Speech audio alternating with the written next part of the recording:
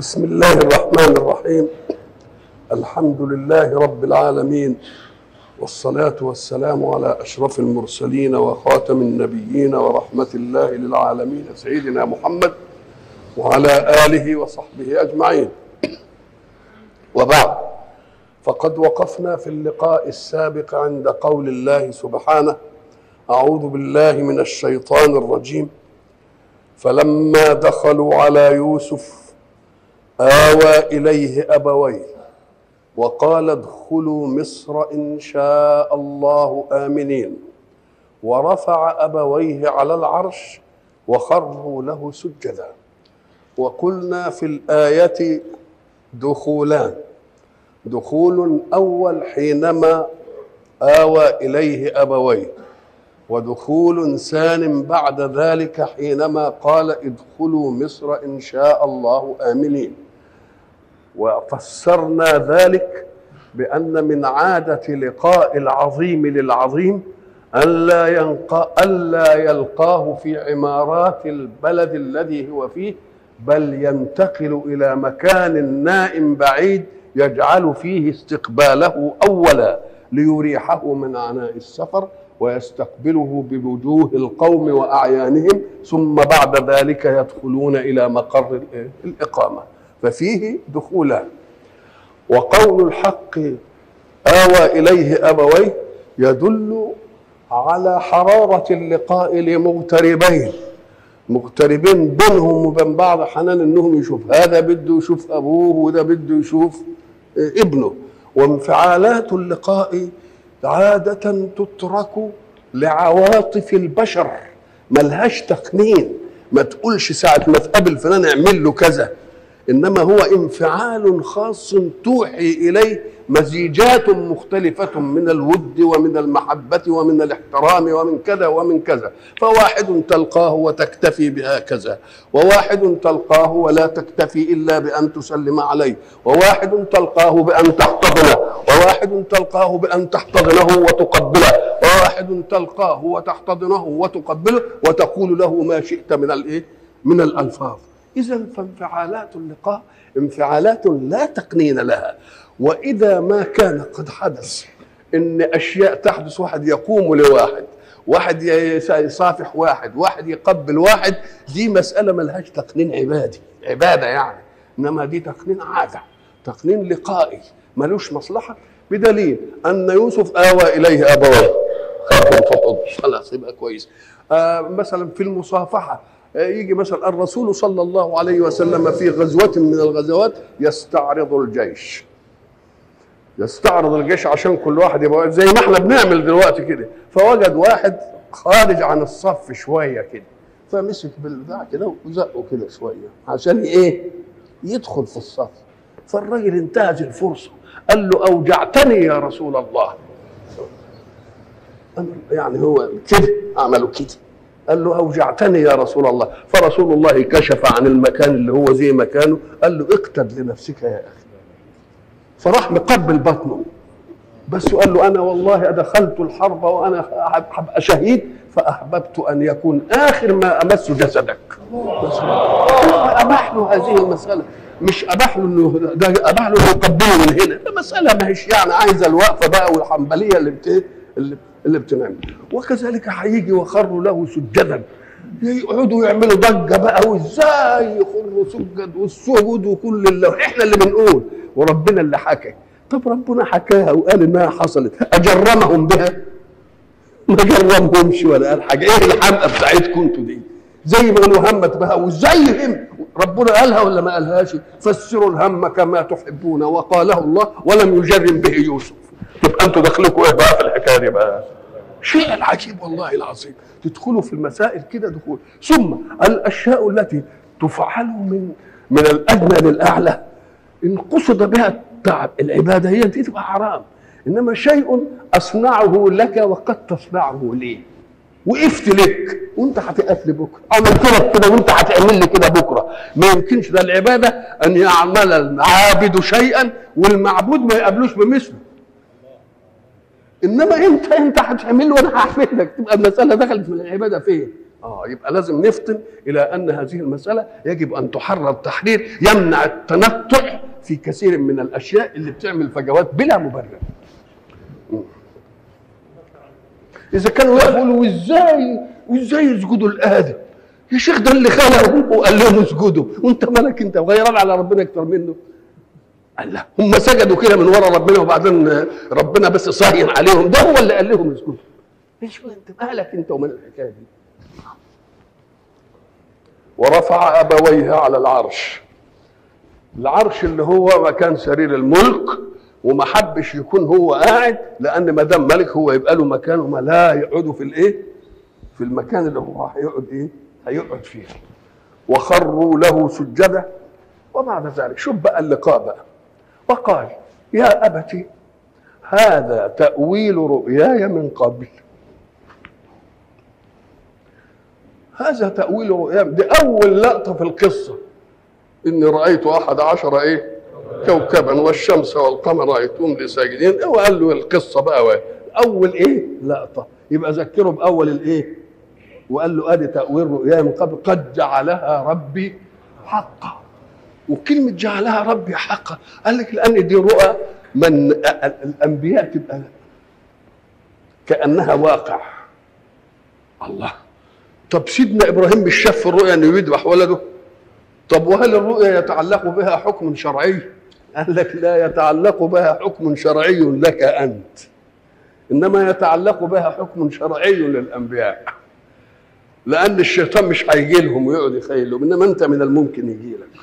ولذلك بمجرد قال له إني أرى في المنام أني أذبحك، أما علشان ينفذ الأمر برؤية وبده يعظم ابتلاءات إبراهيم، وإن إبراهيم كان حريص في إنه كل ما يوجه إلى حكم ينفذه بدقة. وإذ ابتلى إبراهيم ربه بكلمات فأتمهن قال إني جاعلك للناس إماما. برؤية، وبرؤية يعمل يذبح هو ابنه، مش برؤية وإن ابنه هيموت منه. قال له الولد هيموت ويصبر، أو واحد تاني يموته، هذه مرحلة تانية. لا، قال له ده أنت اللي تموته بإيدك. طب شوف لا هو برؤية، يبقى ده حريص على أن ينفذ ولا مش حريص على أن يبقى رؤيا الانبياء حق. ولذلك واحد يشوف لك يقول لك يشوف رؤيا، يقول لك ده انا شفت رؤيا كذا وقالوا لي اعمل كذا، والله يا سيدي الرؤيا ما تعلقش بها حكم شرعي الا للانبياء. فان كان امرك بشيء يخالف منهجا اوعى تسمع الكلام اوعى تسمع الكلام الفاضي ده.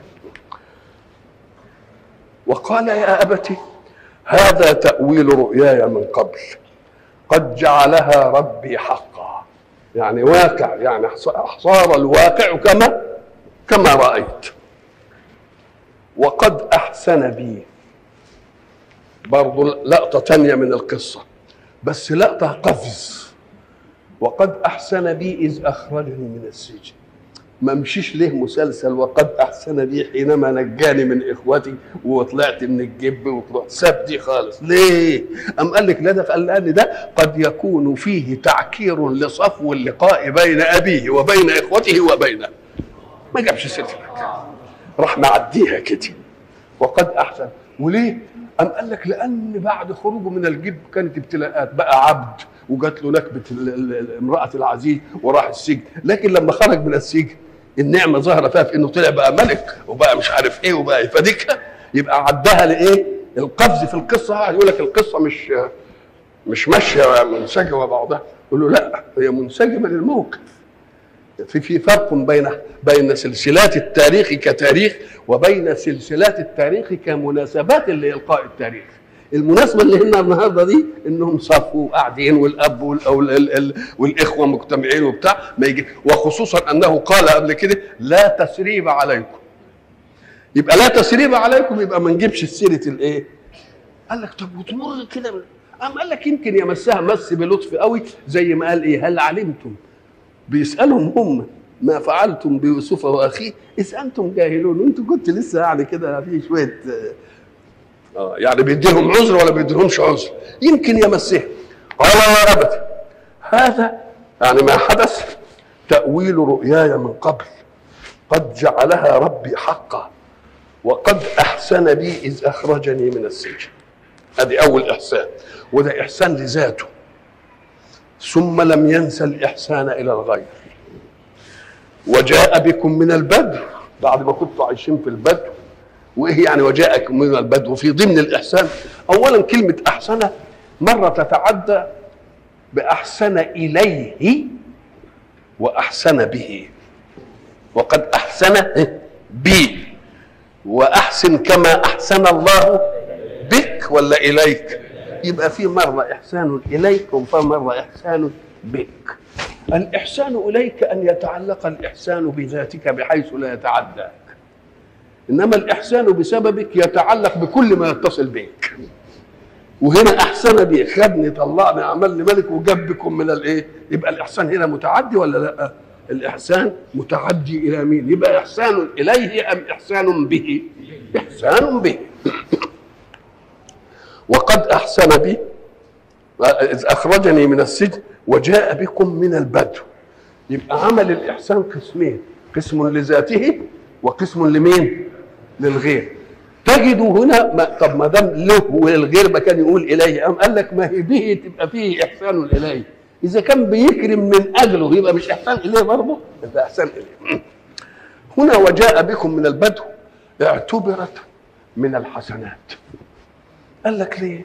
لأن احنا كما نعرف البدو قوم يعيشون على الفطرة، وقوم يعيشون على الانعزالات الأسرية لا يضمهم مجتمع، وقوم لا توطن لهم في مكان، مش بانيين بقى وقاعدين كده ومستقرين والمرافق الجاهزه والمش عارف اللي يقول بتاع، لا ده يتتبعون ارزاقهم من من منابت الكلى ومساقط المياه. شويه فيها كلى خضره كده يروحوا واخدين الرحال ايه بتاعتهم وبيوتهم على ظهر الجمال ويتنوهم رايحين لحد ما يخلصوا شويه الخضره دي، يبعتوا بقى الرواد يشوفوا حته فيها خضره ثانيه ينتقلوا ثانيه. طب هيتوطنوا ازاي دول؟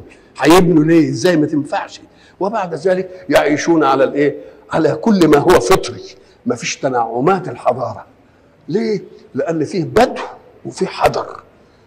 البدو المتبدل يتملي ظاهر رايح هنا رايح هنا، انما الحضر أن يحضر إليك كل شيء وأنت في المدينة، كل حاجة تلاقيها، تطلع تلاقي اللي جايبين لك كل الخير حطه. إنما في البدو أنت تذهب إلى الخير، لازم تروح له أنت، إنما في الحضر خيرك منين؟ يجلب إليك ويتحط وناس قاعدين يستوردوا من هنا ويجيبوا من هنا ويجيبوا من هنا، تصبح أنت تلاقي السوبر ماركت فيه كل الإيه؟ كل الطلبات. وبعد ذلك استقرار في الحياة، في المعيشة، في السكن، في اللبس، في كل حاجة. يبقى ده اسمه ايه؟ ولذلك شوقي رحمه الله عليه حب يدينا الصوره دي، اللقطه دي، عشان يديني فرق بين البدو وبين الايه؟ وبين الحضر. فصنع مناظره بين واحده تتعصب للبدو وواحده تتعصب للايه؟ للحضر.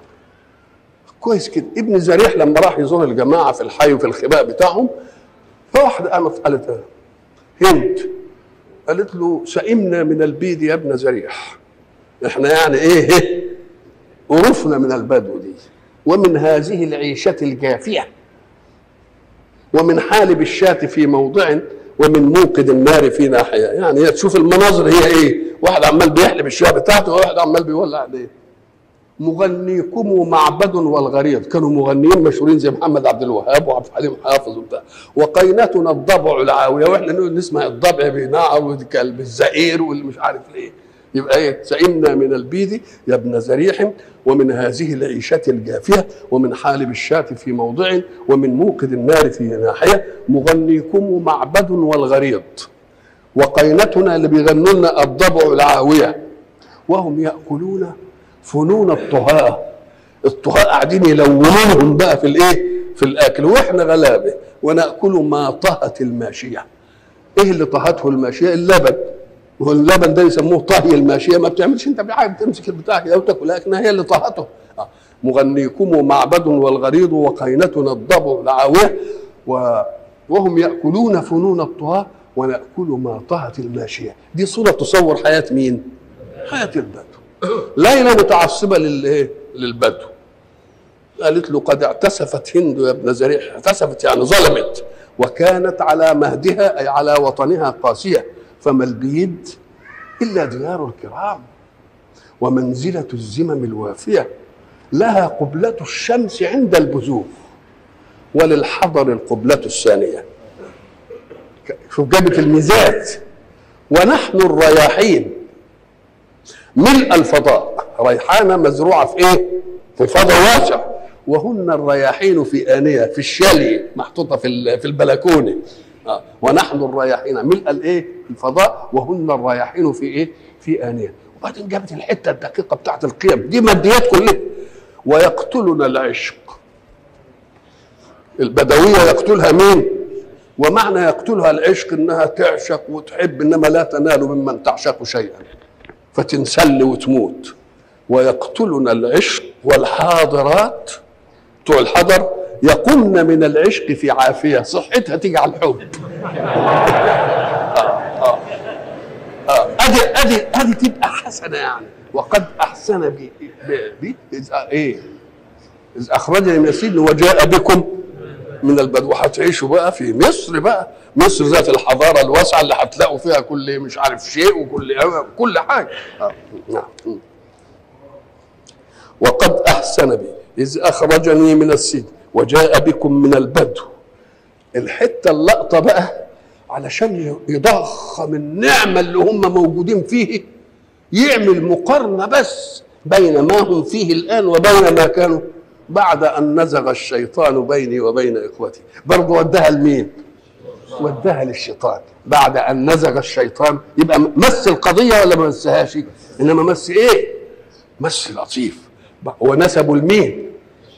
ومع العملية نزغ بس، مش يعني استقرار على سوء، لا. وكلمة نزغ أنت عارف لما نيجي نقول فلان نخس فلان، هي نزغ دي يعني إيه؟ نزغ، نسغ، وسوسة، طاف عليه يعني. ودي مأخوذة من مروض الخيل لما يجي ينغزها كده بالمهماز عشان ايه؟ تسرع شوية، مش بيطعن، لأن النغز بس تنبيه للهمة، إنما الطعن إيلام للنفس. ولذلك يمسك البتاع كده واحنا غزها كده تقوم ايه؟ تقوم ايه؟ تجري. فكأن نزغ الشيطان دي حاجة كده يعني. ولذلك يقول الحق سبحانه وتعالى ان نزغ الشيطان ده حاجة يعني انت تقدر تتنبه اليها بالدفع. ستقول له اما ينزغنك من الشيطان نزغ ايه؟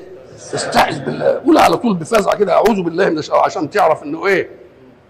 انه شيطان، وانت منبه ان الشيطان عدو، تبقى تشحذ نفسك في انك انت تعمل حصانة من ايه؟ ان الذين اذا مسهم طائف من الشيطان ايه؟ تذكروا فاذا هم ايه؟ مبصرون. تذكروا ايه؟ تذكروا ان الشيطان لهم عدو وعذبوهم وعمل كذا وعمل كذا وربنا حذرني منه وجاي علشان يفسد عليهم. لما يتذكر تشحن المناعه ضده وتنتهي المساله. وقد احسن بي اذ اخرجني من السجن وجاء بكم من البدو من بعد ان نزغ الشيطان بيني وبين اخوتي ان ربي لطيف لما يشاء انه هو العليم الحكيم. لطيف لما يشاء يعني اللي يعوزه يعمله. لطيف هو ايه؟ هو المدبر، تدبير ما يخفاش عليه خافيه ابدا. يبقى كلمه لطف ضد كثافه، في كثافه وفي ايه؟ في لطافه. الكثافه يبقى له جرم قدامك واسع كده، اللطافه يبقى له ايه؟ له جرم انما ايه؟ دقيق. واحنا كنا ضربنا مثل زمان انك اذا مررت بانسان يبني بيتا في خلاء، وبعدين شفت البيت عجبك كده وقلت له يا شيخ انت ينقصك ان النوافذ اللي في الدور الاول تعمل لها حديد، لان ده هنا ذئاب وهنا مش عارف كذا وكلاب وبتاع ويمكن ينفذوا هنا. يقول له نعمل حديد، ما فيش مانع. يبقى يعمل حديد عشان يعمل ايه؟ يحوش الذئاب والكلاب والحاجات اللي لها جرم كبير كده. جه واحد تاني قال له يا اخي الحديد ده هنا تعابين وبتاع حاجات دقيقه قوي، نقوم نضيق الايه؟ نضيق الحديد. واحد تاني يمر يقول له يا شيخ ده في ذباب هنا لما بيجي بتبقى شرب ايه؟ نقوم نعمل سلك بس واسع شويه. يقولوا ده فيها مش كمان زوايا ونجيب سلك ضيق شويه. الله، اذا العدو كلما كان لطيفا يعني دقيق وكلما لطف عنف. ليه؟ لان ما فيش مداخل ايه؟ تعوقه. اللي ملوش مداخل تعوقه ده هو اللطيف. ربنا ما فيش مدخل يعوقه ابدا. ما فيش مدخل، يا سلام لما يعوز خلاص هي كده. الله، طب لما ما دام ما فيش مداخل تعوقه يبقى اذا ما فيش تدار عليه حاجه. قام قال لك ايه؟ ما يكون ما فيش مداخل تعوقه انما مش عارف مكان الشيء، يبقى هو لطيف بس مش خبير. يبقى عايزين لطف وعايزين ايه؟ خبره عشان نعرف انه في الحته الفلانيه. هو جامع بين الايه؟ بين الاثنين، اللطف والايه؟ والخبره. لطف بحيث لا يفتر عنه شيء ولا يقوم امام مراده ايه؟ شيء، وخبير بمواضع الاشياء. يبقى لطيف وايه؟ خبير. ولذلك الايه الثانيه يقول لك ايه؟ لا تدركه الابصار. ليه ما تدركوش الابصار؟ لان الابصار لا تدرك الا ما له كثافه. له كثافه كده ايه؟ يجي يكسر الشعاع يجي على عينك، انما الشيء اللي ملوش كثافه ما تقدرش تدركه. احنا بندرك الميكروبات، ما نقدرش ندرك الميكروبات لان كثافتها ايه؟ دقيقه قوي، عيني ما توصلش ليه. انما هي لها وجود ولا ما لهاش وجود؟ وبتدخل تنفذ ولا ما تنفذش. الله، اذا لا تدركه الابصار وهو يدركه الايه؟ الابصار. وبعدين شوف العلتين بقى، وهو اللطيف الخبير. اللطيف يدرك خلاص كويس كده، ولا يدرك يبقى ايه؟ يبقى فيه وصفين ولا لا؟ لطيف دقيق جدا بحيث لا تدركه الابصار، انما هو يدرك الابصار لان الخبره بتاعته بس. هيبقى عايزين الاثنين، يبقى لا تدركه الابصار وهو يدركه الابصار. تسجيل الايات موافق للايه؟ يعني اخر الايه موافق للايه؟ للعجب. ان ربي لطيف لما يشاء انه هو العليم الحكيم. وفي واحد يبقى عنده ايه؟ لطف، ما فيش حاجه تحوشه، وعنده خبره وعارف الاماكن، انما يتهجم على المسائل لا لا لا بحكمه. مش الصفات دي ادت له كده، ده بايه؟ بحكمه. ربي فرغ بقى لمناجاة ربه، انتهى من المسألة مع مين؟ مع أبوه وإخواته، واتكلم عن الحكاية. ربي قد آتيتني من الملك. احنا قلنا كلمة الربوبية معناها الخلق من عدم، والإمداد من عدم، والإقاتة لاستبقاء الحياة، والتزاوج لاستبقاء النسل. يبقى دي عمليه ايه؟ ماشيه. اوجد من ايه؟ من عدم، وامد من عدم، واستبقى بما اقات. خلاص، استبقى الحياه الذاتيه بالقوت، واستبقى الحياه النوعيه بما اباح من تزاوج وتكاثر. يبقى دي اعمال مين؟ الربوبيه. والاعمال الربوبيه دي احنا قلنا ان هي كل مخلوق له حظ في الربوبيه. الكافر حصل له ده كده ولا لا؟ خلق من عدم وأمد من عدم، وأقيت ولا ما أقيتش، وبيتجوز ويتكاثر ولا لا؟ كل الحاجات دي ميسرة له. الشمس ربنا قال لها اطلعي للمؤمن بس، لا وللكافر. المطر، الأرض، الأسباب كلها ده لده ولا لا ده؟ يبقى ده اسمه عطاء مين؟ عطاء الربوبية، لأنه هو الذي استدعى للوجود. وما دام الحق هو الذي استدعى الخلق للوجود يبقى هو متكفل بمسائلهم ولا لا؟ ثم له عطاء اخر لمن يؤمن به، الالوهيه بقى. يقول له افعل دي بقى ولا تفعلش دي. يبقى في عطاءين، عطاء ربوبيه وعطاء ايه؟ الكل شريك في عطاء الايه؟ الربوبيه، والمؤمنون مخصوصون بعطاء الايه؟ بعطاء الايه؟ الالوهيه. قال له ربي قد اتيتني من الملك. اتيتني من الملك هو اللي اداله. ما فيش حد يقول انه بيملك قهرا عن الله، حتى الظالم ما بيملكش قهر عن ايه؟ عن الله. كله ايه؟ ولذلك يقول ايه هناك في الايه ايه؟ قل اللهم مالك الملك تؤتي الملك وتنزع الملك ممن تشاء. شوف كلمه تنزع بقى. طب الاتيان ما فيش فيه عصلجه، انما تنزع هي اللي فيها عصلجه. ليه؟ لان اللي عنده ملك بيتمسك به ولا لا؟ وعايز بقى ايه؟ عايز خلعه جامده قوي. وتعز من تشاء وتذل من تشاء.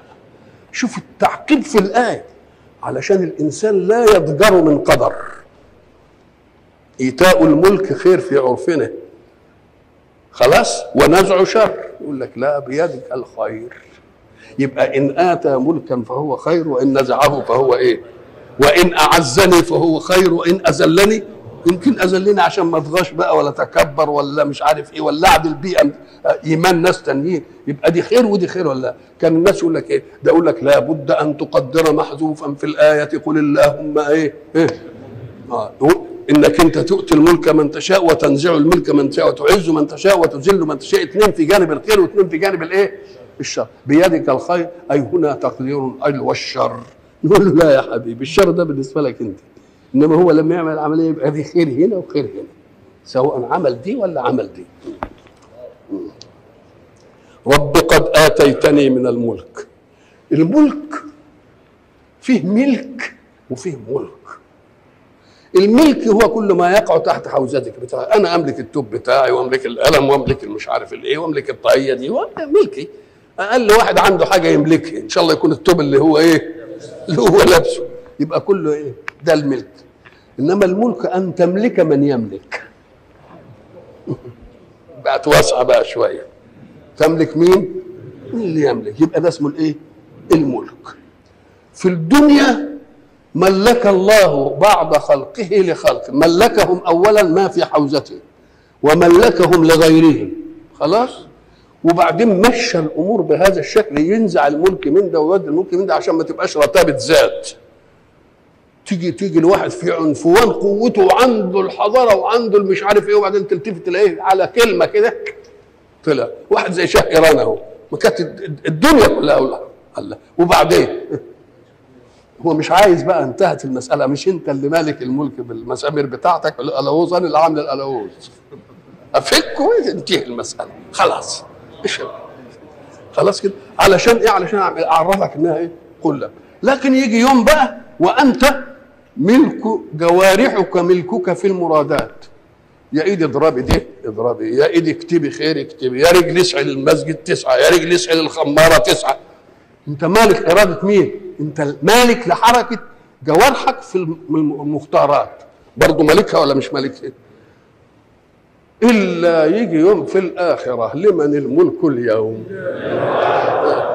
كله اتنفض خلاص، ولا ده عنده ولا ما فيش، خلاص انتهت. وفيه ملكوت، فيه ملك وفيه ملك وفيه ملكوت.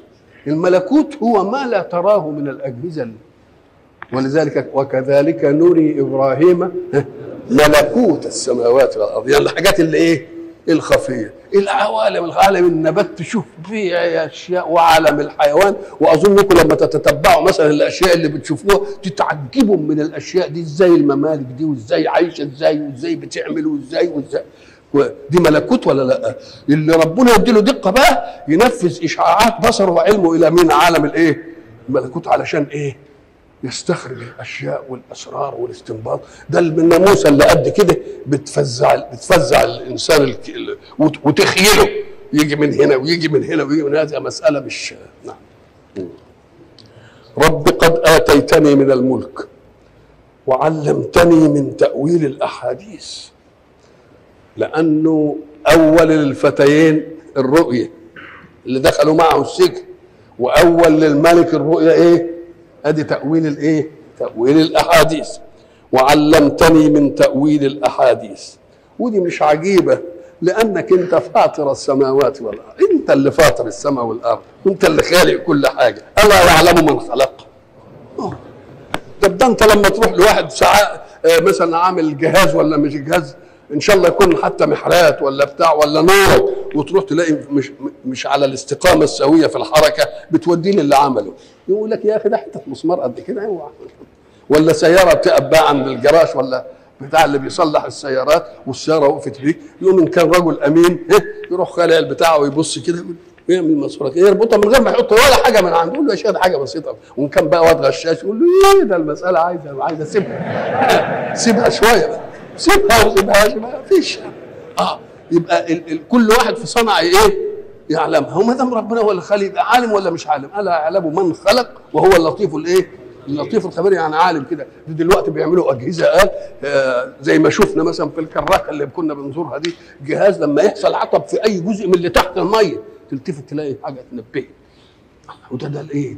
ده لطف وخبره. وده اذا كان ده بشر وعنده بقى هذا اللطف وعنده هذه الايه؟ عنده هذه الخبره، يبقى اللي خلقنا يعرف ولا ما يعرفش؟ يبقى يعرف. فاطر السماوات والارض. واشمعنى فاطر السماء والارض؟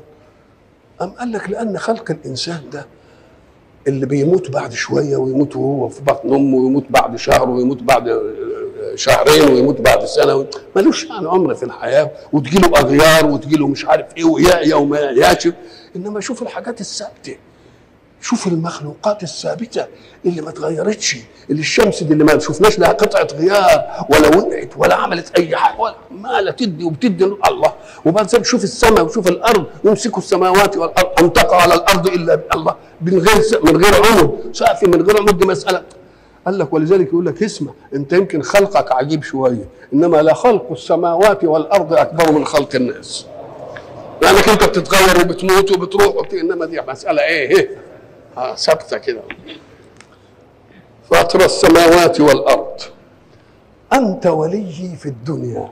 صحيح ولي في الدنيا وناصره ومقربه ومعينه، بدليل انه مر به في العقبات اللي ايه.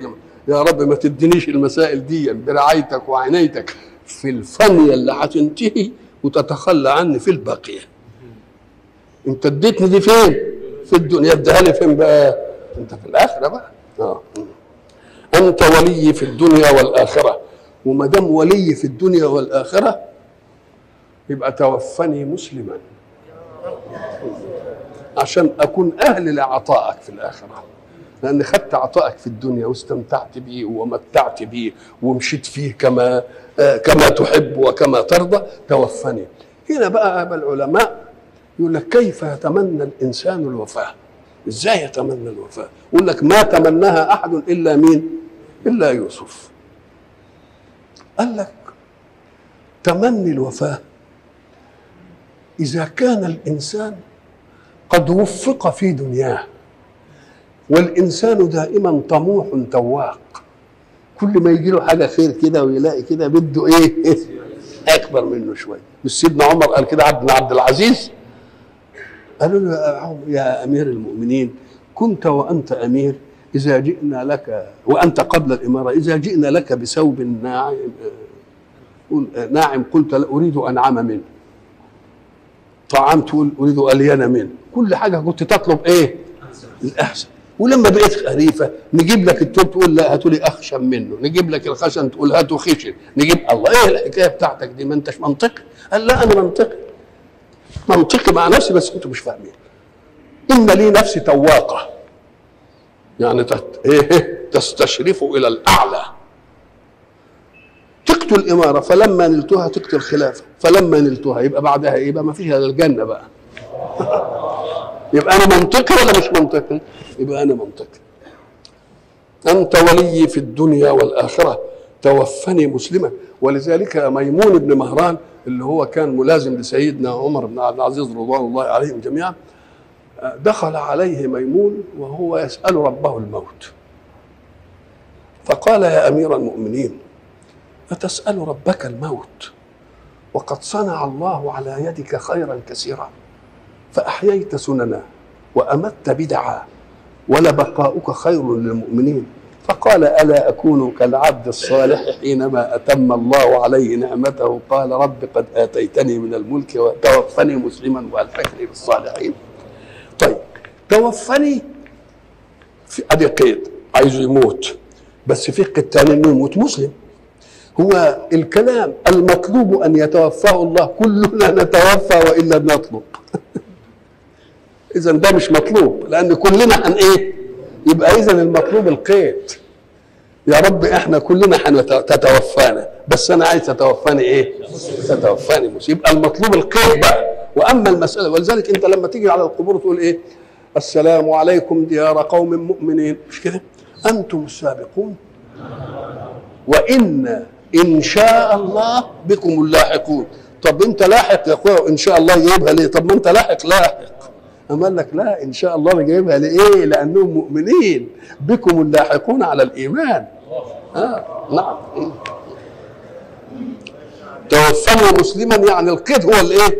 المطلوب. والحقني بالصالحين. نبي يقول لربه الحقني بالصالحين. الصالحين ده ما يجي من غير نبي ونبي ومش عارف ايه. أم قال لك الله وانت ليه قيدتها بالصالحين الادنى؟ ما هو الصالحين منهم الانبياء برضه، ابراهيم جده واسحاق ويعقوب وكلهم، هم دول مش من الصالحين؟ خلاص القصه انتهت عند هذا الحد، وبعد ذلك يتجه الحق الى المراد من القصه. القصص في القران احنا قلنا بيتعدد به لقطات، تجد القصه الواحده مذكوره في المكان ده وفي المكان ده وفي المكان ده وفي المكان ده.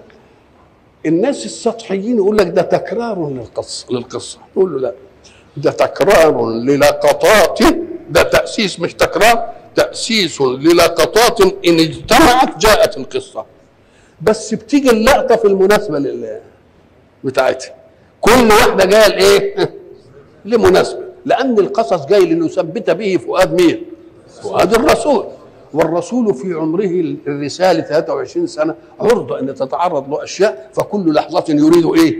تثبيت. نقوم نقول له ما تزعلش، ده موسى حصل له كذا، وبرضه وتيجي لقطه ثانيه يقول له ما تزعلش، ما انت موسى حصل له كذا، نجيب له لقطه ثانيه، بحيث انك لو جمعت اللقطات كلها تيجي الايه؟ تيجي القصه. ولذلك يجيبوها يقول لك طيب انت بتقول كده، ده في الموقع الواحد يجيب لك القصه مرتين، زي ايه يا سيدي؟ قال في العداوه مش عارف فالتقطه آل فرعون ليكون لهم ايه؟ عدوا واحد. الله، طيب يا سيدي، وبعدين قال ايه؟ يلتقطوه عدو ليه؟ وعدو في قصه ثانيه. الله، نقول له يا اخي اسمع، ده العداوه تفاعل بين اثنين، معنى عداوه يعني فيه ايه؟ فيه اثنين، فاذا كانت العداوه في واحد والثاني ما فيش فيه عداوه لا تطول معركه العداء، واحد بيعادي واحد والثاني ساكت ما بيعملش اي حاجه، دوك ايه يهمد وتنتهي المساله. امال امتى يطول امد العداء؟ اذا كانت العداوه بين الاثنين. هناك بقى فالتقطه آل فرعون ليكون لهم عدو، تبقى العداوه من جهه مين؟ من عند موسى. طب وقوله يلتقطه عدو لي وعدو الله، العداوه من جهه مين؟ من جهه فرعون. يبقى العداوه هنا غير العداوه هنا، العداوه دي من جهه والعداوه دي من جهه، والمعركه هتستمر عشان العداوه من مين؟ من الجهتين. طيب يقول لك ايه؟ اذ اوحينا الى امك ما يوحى ان ايه؟ اقذفيه في التهويه فاقذفيه في اليم فليلقيه اليم بالساحل ياخذه عدو لي وعدو له، وما هناك اوحينا فاذا خفت عليه فالقيه في الايه؟ في اليم ولا تخافي ولا، ما هي دي في قصه ودي في قصه. يقول لك يا شيخ ده شحذ قبل الحادث وده تنبيه عند وقوع الحادث. ده هو قبل الحادث، اذا خفت عليه يبقى ايه؟ القيه في اليم واعمل قبل ما يحصل الحكايه، وبعدين لما جه قال ايه بقى؟ اذ اوحينا الى امك ما يوحى، ولذلك الكلام عجله، ان اقذفيه في التابوت فاقذفيه في اليم فليلقيه اليم بالساحل ياخذه عدو لي وعدو. ده وقت الحادثه قال لها الكلام اللي قلناه نفذيه. يبقى اذا كل واحده لها ايه؟ الا قصه يوسف جت كلها ايه؟ انهم قالوا ايه؟ القصص مبعتر حته كده وحته كده وحته كده، ما كان طب قول لنا قصه بقى يوسف. فربنا جاب قصه يوسف محبوكه من اول ما هو قد كده لحد ما بقى ايه؟ لحد بقى ملك. وهو ما علم عنه انه قرأ كتابا ولا جلس الى معلم، لان تاريخه معروف، ولذلك منهم من انفسكم. انا ما جبت لكوش واحد كده من بعيد وقلت لكم اهو، لا، ده انا جايب من انفسكم عشان تبقوا عارفين ايه؟ عارفين خطواته وعارفين تاريخه وعارفين كل حاجه، وانتم عارفين ان هو ام. وبعدين فيجي ربنا بقى يقول ايه؟ اهو قال لهم الحكايه دي، كان المفهوم بقى انه لما قالوه وجاب لهم القصه مستوفاه. قام قال لك ما يمكن لما بيسال عن حاجه بيجيب لقطه منه وبعدين يسمع كلمتين من واحد ثاني يبقى يجيبها في لقطه ثانيه. قال لك لا، هي خدها ايه؟ من اولها لايه؟ لاخرها. ذلك ذا اللي هو اشاره الى هذه القصه، ذلك خطاب لرسول الله من انباء الغيب، من انباء الغيب نوحيه اليك وما كنت لديهم اذ اجمعوا امرهم وهم ما كنتش قاعد وياهم سمعت ما قالوا ليوسف واخوه احب الى ابينا منا وما كنتش معاهم في القصه دي. يبقى انا اذا اخبرتك يبقى اخبرتك عن ايه غير. طب وفي ناس كفره وفي ناس عندهم لدد في الكفر ومعاندين، ما كانوش يقولوا لا ده انت عرفتها من مش عارف ايه، برضه قالوا يا شيخ ده بيعلمه بشر. قالوا فين؟ قالوا الراجل اللي قاعد عند الجبل ده اللي مش عارف بيبقى يروح له كده ومش عارف، لما كان بيروح حراء وبتاع أم ربنا راح رددها كده رد، اللسان الذي يلحدون إليه أعجمي وهذا لسان عربي مبين. انصدوا. ذلك أي ما قصه الله من القصص اللي هو عليه أحسن القصص. ذلك من أنباء الغيب نوحيه إليك. واحنا قلنا الغيب أقسام، الغيب ما غاب عنك ولم يغب عن غيرك، ده ما يبقاش غيب. والغيب المطلق هو الذي يغيب عنك وعن مثلك، ده الغيب الايه؟ الغيب المطلق. قلنا الحرام اللي سرق هو غيب عنك، ما تعرفش هو مين، انما هو عارف نفسه، واللي تواه عارفه، واللي دلس وياه عارفه، واللي حرسه عارفه، واللي عارفينه. يبقى ده مش غيب ايه؟ ما هوش غيب. انما الغيب هو مين؟ هو الغيب المطلق الذي يغيب عنك وعن ايه؟ وعن امثالك. نوحيه اليك. واحنا قلنا الوحي اعلام بطرف الايه؟ طرف خفي. وما كنت لديهم اذ اجمعوا امرهم على انهم يقتلوا يوسف او يلقوه في غيابه الجب او الى اخره. وما كنت لديهم اذ اجمعوا امرهم وهم يمكرون. وما اكثر الناس ولو حرصت بمؤمنين. ايه العلاقه بين الكلام ده وبين ده؟ يبقى العلاقه بعد خلوص القصه يقول له ذلك من انباء الغيب يثبت ان امرا لم يشهده رسول الله. هذه واحده. فحجاب الزمن المستقبل مش موجود. امر لم يعلمه لانه ماضي وماضي، ولا بيقرا ولا بيعمل ولا بيجلس، خلاص كده. فاذا ما دام قال كده كان يجب ان يتنبهوا على ان ده اعلمه به من ارسله، وكانت تنتهي المساله. فالحق سبحانه وتعالى يسلي رسول الله حين يرى لددا بقي بعد ان اتى لهم بما طلبوه من القصه المستوفيه الكامله. يقول له ده بقى لدد، لان ما دام فيه لدد جحدوا بها واستيقنتها انفسهم. يبقى المساله مش مساله موضوعيه الحق، انما ده هي مساله السلطه الزمنيه فقط، والا فالمسائل بدليل قلنا زمان انهم يقعوا كده. استسهل الكذاب وايه يكلمه، يقولوا وقالوا لولا نزل هذا القران على رجل من القريتين عظيم. لكن القران ما فيش فيه طعن. القران كويس وانتم مؤمنين بيه، بس بتقول بس ده كان نزل على واحد ثاني يعني. يبقى المساله مساله يمين. ويقع مره ثانيه يقول لك اللهم ان كان هذا هو الحق الله اعمل ايه؟ طب معقول كده ما دام هو الحق اهدنا له؟ لا فامطر علينا حجاره، مش عايزين نسمعه. يبقى المساله اتفهمت ولا ما اتفهمتش؟ وما اكثر الناس ولو حرصت بمؤمنين. قال له لا تتعجب في انهم بعد ان جاءهم ما جاءهم مما كان يجب ان يكون وسيله لايمانهم بك، لانك موصول بربك الذي يخبرك بما غاب عنك ولا وسيله لك لعلمه. قال له اكثر الناس ولو حرصت على ان يؤمنوا ليسوا مؤمنين، لان فيه لدد وفيه ايه؟ ودخلت اهواء السلطه الزمنيه، واهواء الرئاسه، واهواء انهم كانوا هم كذا وسيصبحون مامورين، واهواء كانوا منطلقين فيصبحون مقيدين. هي الناس بتكره التدين ليه؟ ليه بتكره التدين؟ أم قال لك لانه بيقيد حركته وهو عايز ينطلق، والدين بيقول له ايه؟ لا اتأيد، دي افعلها ودي ما تفعلهاش. فالمسألة مش مسألة نكران القضايا العقلية أو اليقينية، ده المسألة نكران للمطلوب. لأنه ولذلك الناس ليه لما بيجي واحد يدعي نبوة ولا يدعي إنه ولي ولا يدعي إنه مش عارف إيه، ليه بيلتفوا له؟ وخصوصا ناس مثقفين وناس على درجة عالية من الفهم ومش عارف إيه. قال لك لأنه بيقول لهم ده دين بس بيحللهم من مطلوبات الدين. يقول ايه؟ لا تجتمعوا النسوان يجتمعوا رجاله ما فيش مانع. طب ده والله دي كويسه قوي. ايه؟ اعمل كذا. ولذلك اول ما جه مسيلمه الكذاب وسجاع، مش اول ما قالوا لا الصلاه نخفف، الزكاه نمنعها. اذا تعرف انه كذاب من ايه؟ من انه ياتي بايه؟ بمصعب ومخفف.